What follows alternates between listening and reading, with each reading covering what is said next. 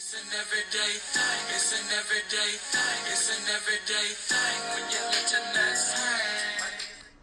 See, Dementia Don has convinced you guys that the $1.5 trillion the Democrats are asking for is for illegal immigrants, and that is not true. The money is to cover the existing cost of Medicaid and health care for United States citizens who will be cut off thanks to the big, beautiful bill that Dementia Don, the Mad King, signed off on. So me, mom, papa can still have their blood pressure medicine, can still stay in their nursing homes, their assisted living homes. But if they don't get that money, you better make an extra room for me, mom, papa, because they coming home and take your little money out of your savings account, because that blood pressure medication and that diabetes medication going to cost just a little bit more than normal. See, the problem with America is we lack critical thinking skills, we lack analytical skills, and we don't think logically.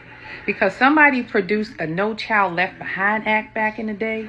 So now most people just look at whatever you tweet on social media and they run with it. They do no researching. They don't think it through. They don't find out who, what, when, why, and where. They just say, hey, he tweeted this, is true. And the Mad King Dementia Don knows that. So every day he goes on Truth Social and tweets a lot of BS that is not true. But for some reason, Mega Brain believes everything that comes out of his. You see, she mentioned someone put the No Child Left Behind. Remember that?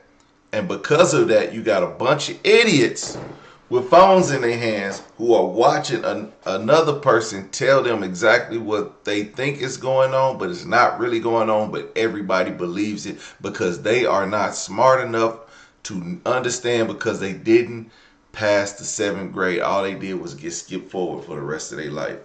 And because there's no child left behind, now you got a bunch of idiots who are regurgitating crap every day. That's what she's talking about. Meanwhile, he studied grift in America. The Trump family's wealth have increased by $3.4 billion since they took office, but nobody talks about that. They don't, that just kind of gets slid under the rug. So y'all keep thinking that he cares about y'all. Go ahead and furlough the people. They lose their jobs. I'm sorry, but if these people lose their jobs while they furlough, if you think you got some unhinged people running around America now with all of these recent incidents, wait till you furlough somebody and then they find out they don't have a job to come back to, but the rent and the mortgage and the car note and college tuition is still due. But hey, this is what y'all voted for. November the 6th of 2024, or the 5th, forget the date, of 2024. You had a choice, America, and you made it. You made the choice because you did not want to vote for that Indian Jamaican lady. This is what you wanted. This is what you got. We'll figure it out some way. Y'all remember that movie with, I think it was like Jim Carrey and that white lady who had these really good jobs and then they lost their job and then they went to go robbing banks? Yeah, that's what she talking about. Y'all about to see a lot of that. Y'all about to see a lot of Matt and Beth going and robbing banks because they lost their good job and they don't really know how. So they come up with a scheme, and it won't be a bank. It'll be a scheme though. And believe me, a lot of Ponzi schemes come out of times like this. Project 2025 is the MAGA Republican playbook to go around the Constitution, the Congress, and the courts to take total control of our government, using it to enforce their ideology on our lives. The thing is, it's eminently doable. They've been planning this for years, and we'll be ready to go on day one should Donald Trump be elected. Let's look a little deeper at a section that's been overlooked in the media. Their plan to radically remake our military. If one were to write a credible roadmap to transform our democracy into a dictatorship, this is what it would look like. And a big part of that is to turn the most effective, professional, and nonpartisan fighting machine that the world has ever seen into Trump's MAGA military force, ready, willing, and able to deploy against our fellow citizens should Trump issue an illegal order. It achieves this goal in 4 steps. First, it corruptly uses the power of the presidency to fire flag officers, generals, admirals, and so on, who they deem not sufficiently loyal to Trump. Second, it stops promoting anyone in the military who doesn't pledge allegiance to their agenda. Third, It obliterates military readiness programs that ensure our diverse forces know how to work together. Fourth, it actively recruits troops who may have been targeted for radicalization by white supremacists. And then, it enables the use of the Insurrection Act to deploy the military inside the country against political opponents, protesters, or just about anyone Donald Trump chooses. That's a lot. Has anyone seen any of those happen over the last few weeks? I mean, just if you can name like 3 or 4 of them that you've seen over the last few weeks, then it kind of makes sense. But then you could be like, man, maybe that's just a coincidence. You know, Trump, this is Trump running the country, right? He running the country. But if you've seen some of these things happen over the past few weeks and you're still thinking like, nah, no one's paying attention to Project 2025. This can't be real. You guys aren't paying attention. So let's walk through it.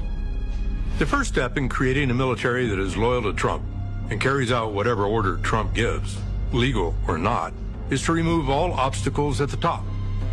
That means clearing out generals, admirals, and others who would refuse to carry out illegal orders in accordance with the Constitution. Trump himself has made it clear. I would fire them. You can't have woke military. Project 2025 calls troops who follow the Constitution Marxist and says they are Barack Obama's General Officer Corps. Well, I served in uniform for over 30 years, following my father's footsteps, and my family still serves today. I can assure you that there aren't many Marxists in the military. So who are they looking to fire? Anyone who is loyal to the Constitution above all. Once they clear out top ranks, they will only promote MAGA loyalists. They falsely claim that promotions under previous administrations were illegitimate, and that the antidote is to freeze promotions, even if people are in line and qualified, unless they are MAGA loyalists. That clears way for Trump to move his hand-picked people into key military leadership positions in acting roles, sidestepping any Senate confirmation vote. And have y'all seen any of this in the past year? Okay, it's coming up on a year since Trump was elected in office. Has anyone seen any of this? I mean, he is our president, and we keep our eye on him because he's our president, right? So, have you seen our president do any of these things? I mean, raise your right hand, or put it on the Bible, and raise your left hand and say, I have not seen our president do any of these things. So I just want y'all to tell me if y'all seen this. Before I get to talking about it, I want y'all to tell me. who might he choose? We're talking about people like disgraced retired Lieutenant General Michael Flynn, who pled guilty to lying to the FBI in a Russian influence case, but was pardoned by Trump. General Flynn, he's some general, he's some man. He took abuse like nobody could have handled, and he came out bigger, better, stronger than ever before. We love him. He's a leader. And you just stay wealthy and healthy and well and everything. I want you to have great lives in general. You just have to stay healthy because we're bringing you back. We're going to bring you back. We're talking about retired Brigadier General Don Bolduc, a 2020 election denier who called for abolishing the FBI. Project 2025 then radically changes the culture of service. The report spills a lot of ink falsely arguing that the military spends most of its time on social engineering, Marxist indoctrination, critical race theory, and diversity, equity, and inclusion. It bashes. Speaking of critical race theory, are y'all do y'all understand what critical race theory is? Because I was watching I might be able to pull it up, but I was watching a lady on, she's a professor, and she was teaching people about things that happen in race, in racial incidents over the span of America. And she did it in a way that did not make people of today feel victim to what happened in the past. And I thought it was so great, because if y'all want to teach it right, but understand some shit was wrong. But it's you people today, it's not your fault.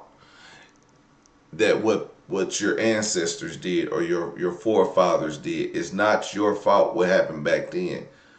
So you have a chance to make a change, but you choose to ignore it. And that, I think that's the problem with the critical race theory, is that y'all choose to ignore it, and y'all some people are afraid to hear it. So I'm not blaming y'all. I don't want y'all to think that we hate white people because of what happened in slavery. That's not true. But because some people understand, like that was the culture of the nation.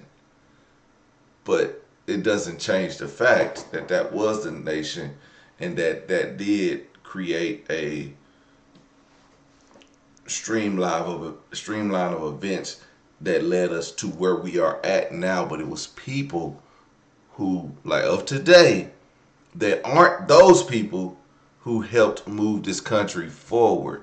And that is what critical race theory should be teaching. Not teaching that, oh, your grandma was bad, your grandma owned slaves. We don't care about that. We just care about, telling the truth about America. That's all it is. But you call it critical race theory. Transgender service members and kicks them out of the military. Anyone who has worn the country's uniform knows there is no Marxist indoctrination or social engineering going on. So what are they talking about? They're referring to programs that train our diverse armed forces how to respect each other and work together. This is key to unit cohesion and readiness. It's really a matter of life and death on the battlefield. They would abolish this training in order to remake a diverse fighting force into a political, homogenous MAGA military. Finally, Project 2025 curiously stresses the need to reward 8,400 troops who were discharged for refusing orders to be vaccinated against COVID during the pandemic. It rewards them with back pay and full restoration of rank to lure them back.